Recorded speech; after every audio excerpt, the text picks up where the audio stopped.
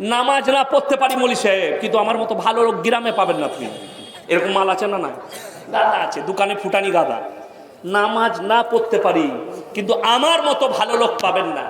তারা কান খুলে শুনে যান, চোখে পানি আসবে, আল্লাহর কসম করে বলছে এটা কোরআন। সবাই হাত তুলে বলুন নামাজ কেউ ছাড়বো না ইনশাআল্লাহ। এই জোরে বলুন ইনশাআল্লাহ।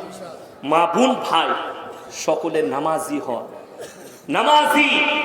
শুনেলেন কিয়ামতের দিনে যারা বলছে আমরা নামাজ না পড়তে পারি আমরা ভালো লোক, মহিলারা শুনবেন, ছেলেরা শুনবেন। অনেক মেয়ে বলে বোন আমি নামাজ রোজা করি না, কিন্তু তোদের মতো আমি খারাপ লয়, আমি ভালো মেয়ে। তারাও শুনো, কিয়ামতের দিনে দুটো রাস্তা, একদিকে জান্নাতীরা প্রবেশ করবে আর একটা রাস্তায় জাহান্নামীরা যাবে।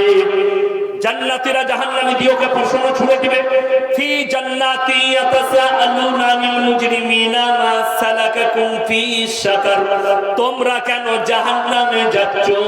তোমরা বলতে আমরা ভালো লোক, আজকে কেন জাহান্নামে গেলে? তখন তারা উত্তর দেবে নাম্বার 1, ক্বালু লাম নাকু মিনাল মুসাল্লিন, আমরা নামাজি মুসল্লিদের মধ্যে ছিলাম না।